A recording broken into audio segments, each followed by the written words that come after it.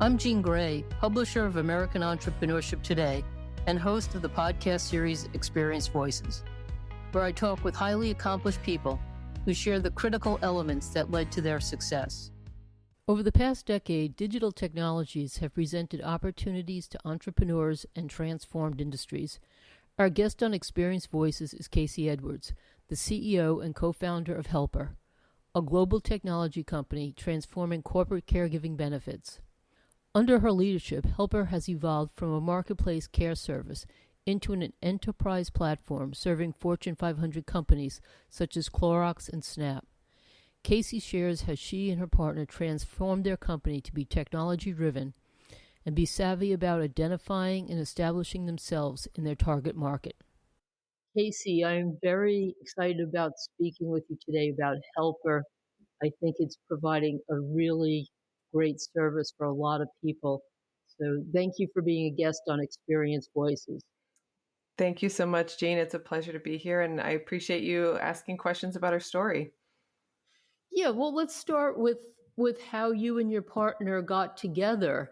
And now I understand you're global tech. So that's a lot to have accomplished. Tell me about it. Oh, thank you. So my co-founder, Becca, and I have been friends for many, many years.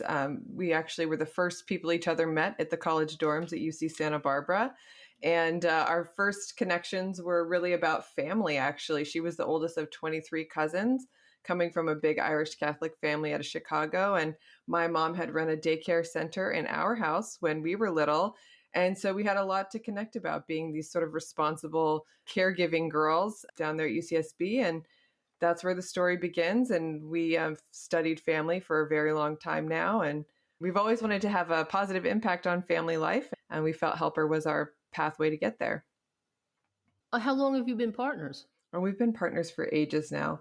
Helpr is about 10 years old and been friends for about 10 more years before that. Oh, that's great. Yeah. So I know you pivoted into tech, which was a big step and the focus of your success that I've been hearing about. So share a little bit about what came about to make that step. What were you seeing, or what were people telling you that prompted the pivot? Yeah, thanks for asking. So Becca and I, we had a babysitting business that we started in college that we ran for, I would say, the better part of our 20s. And that was a babysitting service. And what we learned was really what families were looking for, what made a great babysitter. We felt we were the best babysitters you could find. We were flexible, conscientious, safety oriented, all these great things. And at a certain point, we started to watch technology become a big thing in our culture. We had mobile phones like we'd never had before, and we were watching Uber and Lyft duke it out in Marketplace. And we looked at ourselves and we thought, hey, I think we could do this with babysitting.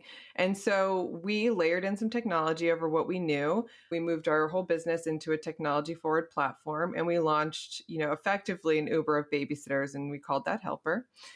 And it was a great launch. We had really great success in the sense that our customers really liked us. Our sitters were happy. And the only challenge that we had while running that was that we sort of had this leaky platform, and how we addressed that later, we can certainly talk about. But it really came down to people really loved our sitters. And once we had a sitter in your house, you getting her phone number directly was a little bit likely. So we had to address that.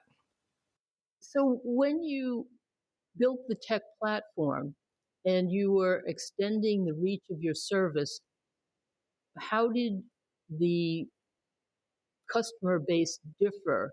Because I'm just imagining you maybe started more local and then all of a sudden you were going to be doing this remote. When we launched Helpr and we had the technology, we actually condensed the reach a little bit, and we focused on Los Angeles only. And we focused on the west side of Los Angeles specifically because it was marketplace and you wanted to have that density where we had good overlap between where our families were located and where our sitters were located. And that worked out for us. I mean, we ended up, of course, moving on to more and more cities after that. But the real pivot for us was around the cost factor. And what we realized when we saw that families were interested in working directly with our sitters, even though they really liked our sitters, that our challenge was, how do we get the cost so low for families that they're not incentivized to go off platform. And so what we found in that discovery was working with employers, and employers had a great ROI when they were offering backup childcare. We had looked at it as just childcare, but of course this term backup childcare became a big part of our business. And then we began taking markets that were in line with the locations of the employees that worked at these great firms that we started working with when we did childcare as a benefit. So your model changed in the sense that you started to solicit the employers, knowing where the employees were based. Yeah, so we started working with employers because we knew that we had this leaky challenge on our platform and we wanted to get the cost low. So what we did was we went to employers and we said, hey, we are watching these families and they're needing childcare when, let's say, schools are closed for the day, but work is still open. And we think that could be a really great use case for you all. And of course, this wasn't new in the market. There were backup care providers, mostly, nationwide and really large businesses that were doing that work. And we felt like we had some space that we could gather of that market. And so we went towards employers and we offered them this benefit. And when they came on, that became our launch strategy, was kind of putting babysitters in those same locations where they had different offices. At the time, this was all pre-COVID, of course. So we're really talking about office locations at this point. Well, that's interesting. So when you made this decision, how did you target the first few, what they call the testimonial client? Because it's great that there's competition because that sort of validates the model, but now you're still new on the block. So what were your first few testimonial clients that you had to kind of get up and going? Yeah, well, like I said, we were really hyper focused in Los Angeles. And at that time, we also had a partner company in Los Angeles that was really, really focused on celebrating LA and especially Venice Beach. And that company was Snapchat. And so we ended up knowing some of the gals there, especially people in their women's group, and they had a parents group. And we just started connecting with those people and trying to understand the family need and describing to them how we could do it uniquely and differently and that we could do it in this neighborly way. And they became our first corporate client, which was a wonderful success for us and a real honor. We loved that company so much. And so, it was really just about FaceTime at the early days, really just kind of convincing people that we could do it better and with more heart.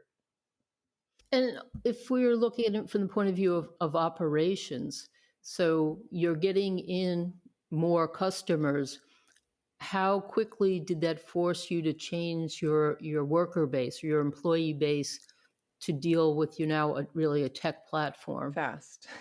Fast.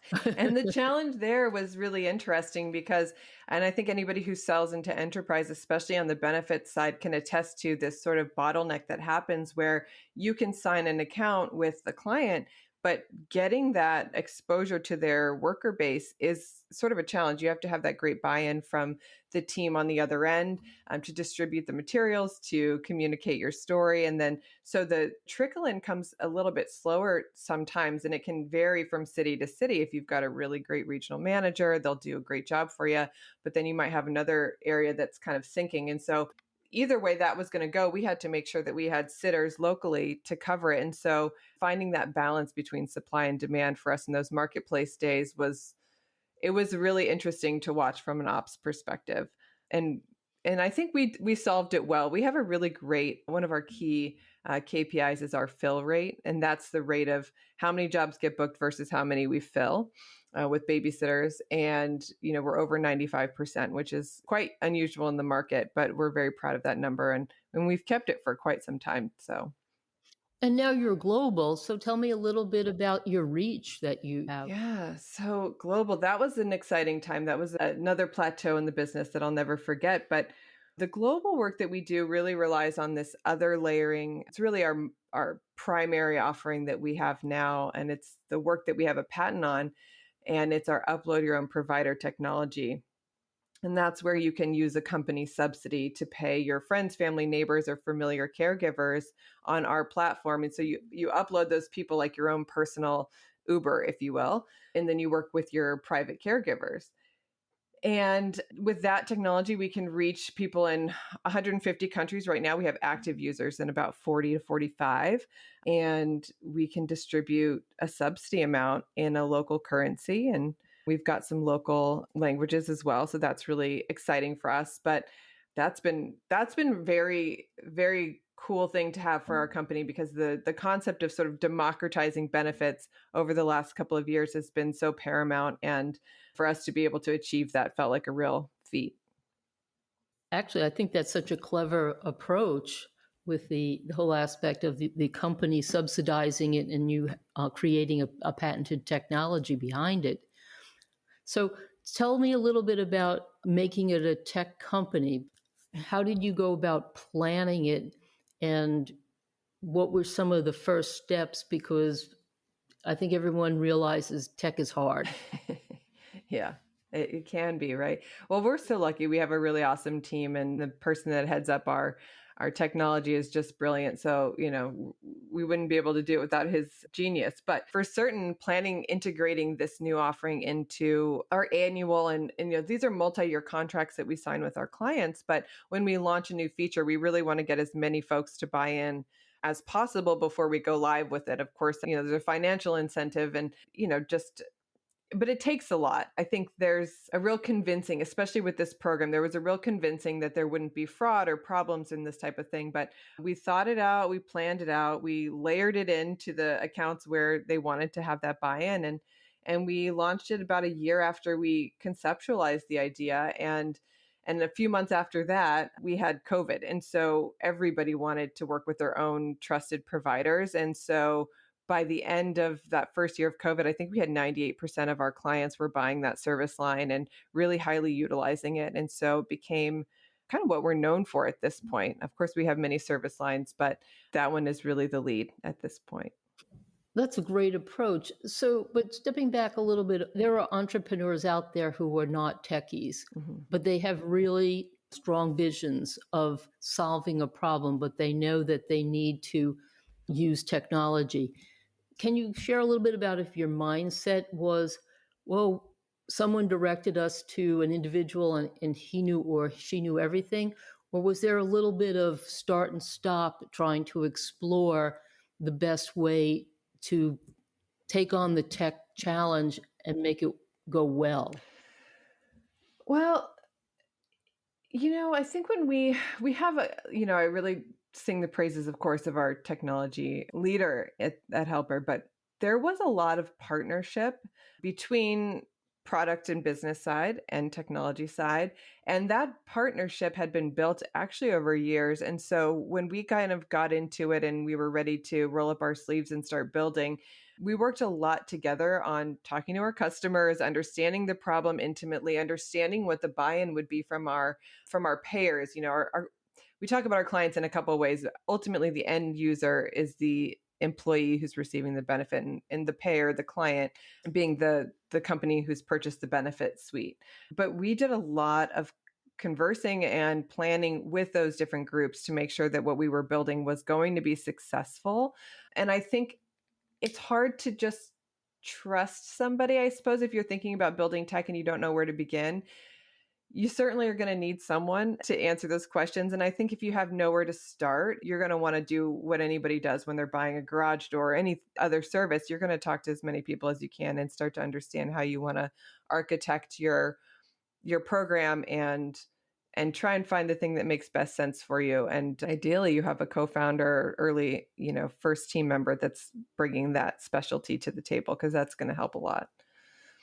So was networking part of the success and you being able to reach out to individuals that kind of kept giving you advice in different areas? Or is it just you and your partner, or are there people who are mentoring or advising that fill in the gaps? Yeah, we have a lot of different people that we connect with. So in fact, I actually met Osman, who leads our tech, at a networking event in Santa Monica. And so we absolutely, in the early days, I think I was out 3 to 5 nights a week doing these entrepreneurship, startup, tech programs and events. And so we really put in the time, both Becca and I, to meet people. And Osman was helping to facilitate one of these founder meet funder events. And we met and we connected, and we didn't even really connect necessarily on what we were building at Helpr at the time, but soon after we did. But we just sort of understood culture in a similar way and both had a real interest in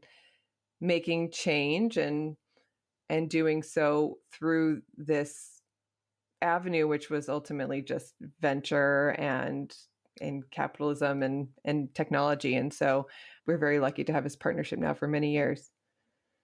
Did he end up joining the company, or has he continued on as a consultant? He's sort of fractional, but absolutely we're a long-term committed, connection there. Right. Yeah. When you now are pivoting into the tech part, did you have to step back and then look at your financials and come up with a budget and a projection about how you would fund and be able to pay for the next X amount of months or sometimes years to get over to a tech platform? 100% yes, absolutely. I think for Helpr, the way that we've been able to build our technology, and the reason it's probably worked having some fractional support. First of all, fractional, I think, only works if it's long term in what we've been building. I don't think if it were any shorter term than it's been, it would have been all that helpful for us. But we never brought in a full-time local dev team to build what we were building. We've always worked with a key person here locally who's really on the team, conceptualizing what we were going to build and understanding the outcomes and really watching the work come back to us and helping us to iterate. But we work in sprints. We'll have a big customer come in sometimes and we'll have a bunch of customizations that we have to layer into our technology. And our tech is actually really complex now. We have multiple apps, we're on iPhone, Android, and none of these things are optional. You kind of have to keep everything updated, and it's like an ever more complex situation. But when we do these sprints, what we'll do is we'll layer in team. Osman will manage them and we'll kind of build out very fast. And, that could be a couple months. It could be even less. Sometimes it just depends on the customizations, but we'll go in and we'll work hard and fast. And then we'll kind of, get back to a steady state and carry on. But yes, the budgeting is big. And did you have to find a third-party funder, an investor, or you self-funded? No, we have raised money. Helpr has raised a seed round and we had a pre-seed round. And so at this point, we're a profitable company and we're very happy to be. And we're able to continue building the tech and building out the business with what we've got going on. So I don't think fundraising at this point is in the short term for us. Although what we look at really is that we've kind of laid a lot of groundwork for our business. We've got this international capability. We've got some awesome marquee clients. And so now we're just kind of thinking about how do we bring in as many eligible employees as we can to our benefit suite. When you were looking for some money and you found it, were you looking at the individual or individuals for their background in understanding your model? How important was the personalities? Kind of how did you feel comfortable with the fit, not just the money? Yeah, that is an important piece to the puzzle. I think we always wanted to have people who were either, if they were angels, we wanted to make sure that they really were thoughtful and kind and able to connect with us and help us solve little problems. I mean, even if you just knew marketing and you could help us think through an idea, that was really valuable to us. And then on the venture side, when it came to working with institutional capital, we saw that we could get a lot more value add, and that was very exciting for us. So we absolutely were intentional about who we wanted to connect with. And that really saved us time anyway. I mean, I think we didn't cast a crazy wide net when we went out to raise. We were really targeted in who we wanted to talk to because we knew those people would understand our story. And that ended up being true. And those folks have been able to help us scale in a way that's just been sustainable and healthy for the business. And even some of that advice has just been about the cadence. The cadence in selling to enterprise is very, you kind of like wait, and then you get a new exciting account, and then you sort of plateau, and it's sort of it's like a stepped approach rather than some sort of curve. And so, I think even just those simple insights were really helpful to us while we were building and not sure, what would happen next. And they were really valuable to us in that way. So as you moved along, once you took money, What did you set up as far as communicating with the investors? Did both parties sit down and kind of say, this is where I want to get a warm and fuzzy once a month or once a quarter? So that was new. So how did you come up with the best way of keeping them abreast, but not feeling that they're looking over your shoulder?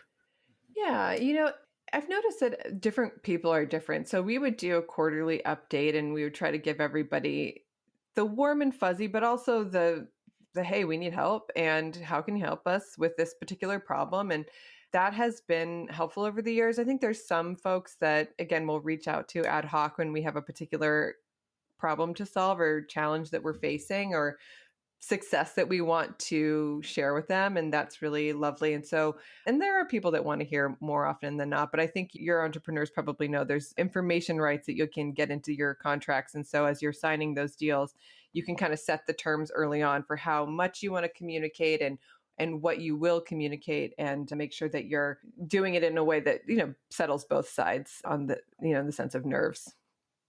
When you went through due diligence, did you find it stressful, or was it smooth, or were there people who made it go smoothly for you? Yeah, I mean, I do have a great, great, great team that really has, everything organized. And so I'd say I've never worried about the due diligence. I think I worry more about finding a great partnership, but I think my business strategy is a little bit hard on my sleeve. I'm not going to tell a story that I can't back up. And so I always know what's in the data and what can be discovered. And so there's never any surprises for us in the due diligence period. So that's good. But we try to keep ourselves pretty organized, and that helps.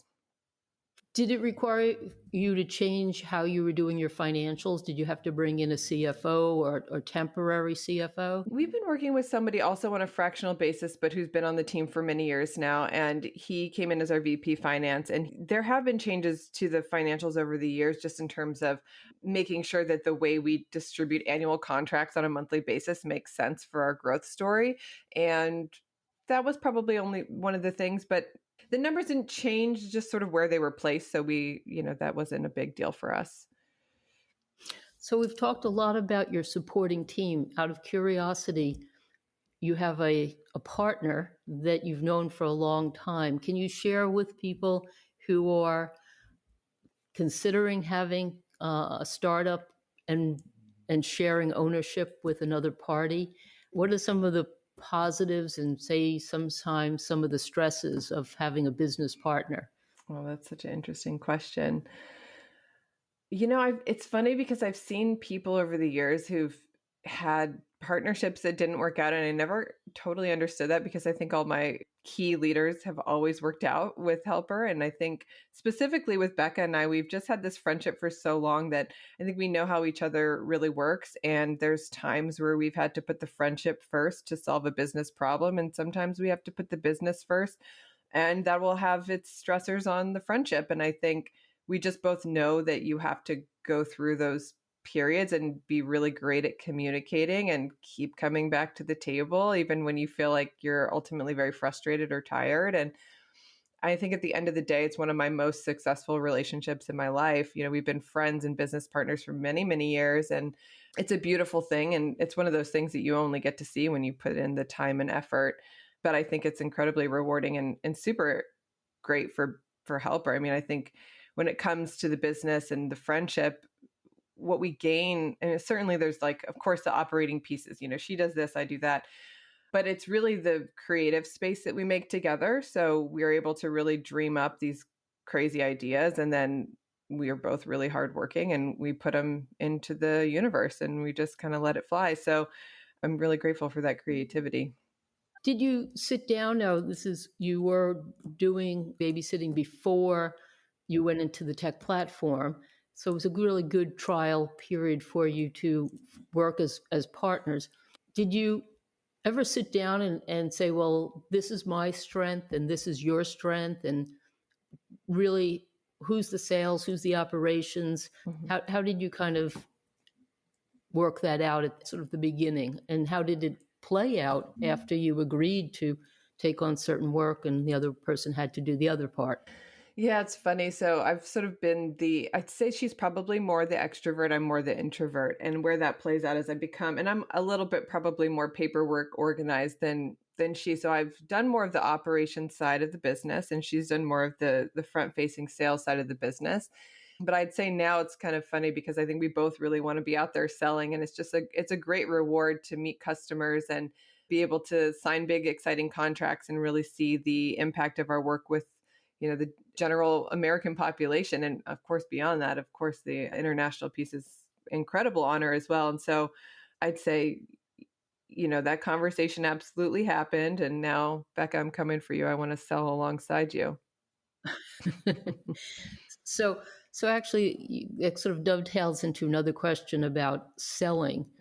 Is from what I understand, when you get funding, the investors like to know that the entrepreneur or entrepreneurs will do a certain portion of the startup of the company, gaining the first customers and have a sales skill set.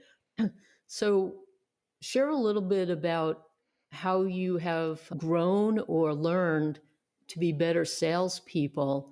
Do you have, or are you using inbound marketing to get leads? Or one of you an opener and the other is a closer? Did you sit down and you have the introvert and the extrovert working together? Sure. Kind of, it's a sales driven company because that's what you're saying. You want to get out there and get more customers. So how did that work out? That's funny. Yeah, I think this is the most, I would say this is maybe the least helpful thing I can say to people that are maybe listening to an entrepreneurship podcast and wanting to learn how to be great at selling. But our business, and this is going to sound wild, but we've had so much word of mouth success. And that is really, and this is why I can say, I'm happy to say that I've been doing operations and we've had these great successes where we have happy customers and they really tell each other. And for those that don't know, selling into HR is a very, very challenging process. It's a really long sales cycle. These people are completely inundated with sales pitches at all times. Their inboxes are flooded.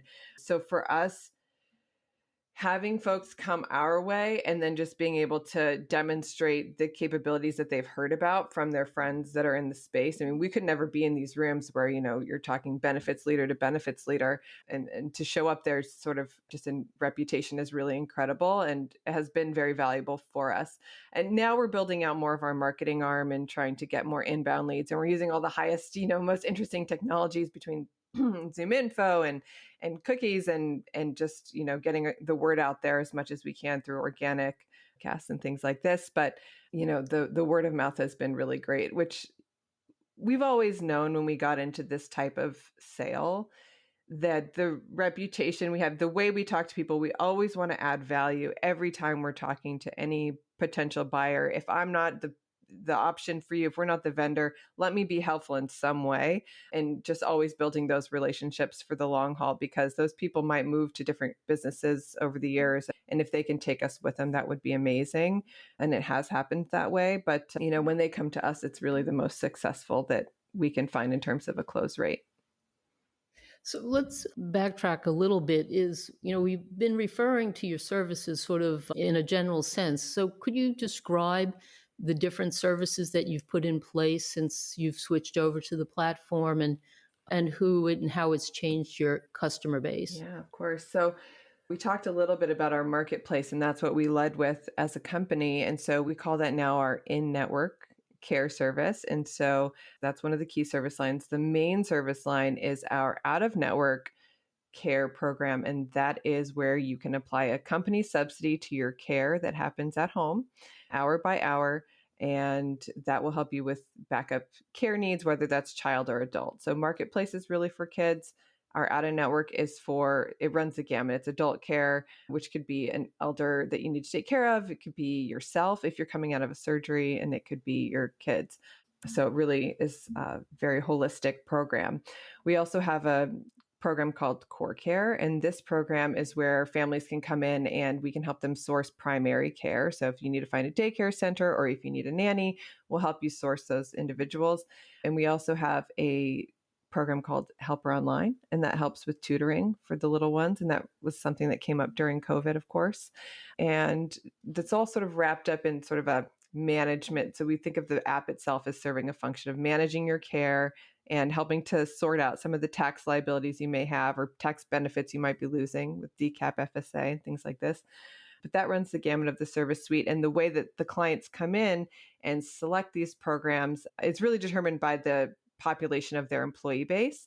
And so we see the biggest buyer set around our out-of-network program because it really services people anywhere they're located. So based on our surveys, everybody that's taking care of someone has 2 to 3 people that help them take care of those individuals. That's not their partner. So it could be a neighbor, could be a caregiver that they know, could be a friend, family member, that type of thing. And so whether you're in a care desert or you're in the middle of a city or you're in Argentina, we can help you facilitate your care, and your company can help you pay for that care so that you don't miss a work day or get to the fringes of your job security. And I would say that with the launch of the out-of-network program, which is really exciting, right, is we're moving into this new category of worker that we're able to support. So backup care used to be something that was really reserved for individuals who worked behind a desk. If you were at a law firm, if you were a CPA, you absolutely knew about this benefit. You had this benefit distributed to you from your employer. And that's really great. But when we went and we looked at that work and we thought, hey, this is really important for the people that are saying things like, I can't miss a day or my job might be in jeopardy. And so we've really been able to distribute this to, we call them during COVID, frontline workers, but we're really excited about helping these people who are not at a desk, who are working with their hands, working out in a field, and just a whole new worker base. So this is the majority of American workers. And so we're really excited to help them understand what this concept is called backup care, because I think most people think of it as, babysitting or much more casual terms. So what would you describe as your profiles of a good corporate customer or company size that fits well with your services? Yeah, so I would say nowadays we definitely started in a much smaller space, but anything north of 10,000 employees at the company is exciting for us. We can take in as many as, 1 million employees, 2 million employees at a time. So we're excited to service those accounts as well. And I think the key thing, if any employers are listening, what really sets us apart is if you have difficult to reach populations, if you've got retail locations all over the US, if you have remote teams in Israel or in any country that you want to support and you want to make sure your benefit is distributed equally across these groups, we're really the candidate for that job. So we've covered a lot. So I'll ask you one last big question is, can you share a challenge that you faced and how you dealt with this challenge, or how you and your partner together had to work out a challenge? Yeah, I think for Helpr, the biggest challenge over the years has just been the space that we're in. And I think that being sort of a childcare company where we've got a very undervalued sector and then also a high risk profile, we had to do a lot of rolling up our sleeves and continuing to do the work, even when it felt like, hey, we aren't sure that this will work long term. We're working really hard. We see a carrot ahead of us, but we can't quite reach it. And I think perseverance and trust became big lessons for us as founders. And we just kept trusting that the customers appreciating us and our clients continuing to renew with us was a signal that we should keep it going. So, we have a really hardworking team and they deliver great results. And so, I'd say maybe in my next lifetime, I'm selling widgets, but this time, for some reason, I'm called to this care space, and I'm just happy to be the one to steward this work into the market. Have you seen anything in the last few years where there's more emphasis on work-life balance, it's even in some of the news with politics that childcare is a major concern with people, working middle class, being able to afford childcare? Is some of the attitudes or value of babysitting or caregiving changing that's helping the company? I think so, of course. I think that the challenge that our culture faces is deciding how to, chop this up. And I think there's a lot of solutions that will have to come to the table to build out our care economy. And I think it's great that we're talking a lot more about it. I think our thesis has always just been that to build up the infrastructure, we need to bring more dollars to the table. And so, what we are trying to do with our program is bring, we have employers that we're bringing. We envision healthcare providers being able to also bring dollars to our app table, if you will, as well. We want to bring, of course, Uncle Sam, bringing these tax benefits as well to families will be supportive. But, if we can bring more dollars to families' wallets for their caregiving, we think we're making a big impact. And we're glad to see people talking about it more and more. And so for us, we'll just keep scooping up sort of the edge cases. Our families get about 100 hours of care per year from their employer. And so, that's not making a huge dent in your full-time caregiving expense. I think they'd say that your daycare tuition can be about the same as your mortgage in a lot of places. And I think families look at that and think that's really challenging. And so we'll see what happens to solve that challenge. And I think that's going to take probably the US government really stepping in. But for now, we're just going to help people with those 100 hours per year and making it as cheap as possible. A lot of our users are just paying $1, sometimes less, per hour for care. Well, I've enjoyed speaking with you, Kasey, and having you share how you've grown this company and the important service that it's providing, and that, like we were just talking, that there are attitudes changing in our society that may put more emphasis on caregiving, and it'll come your way. So thank you for being a guest on Experience Voices. Well, Jean, it was such a pleasure. I'm so glad to be here, and thank you so much. You have been listening to the podcast series Experience Voices. To hear more and subscribe, visit AmericanEntrepreneurship.com/podcast, where you will also find a form for listener feedback.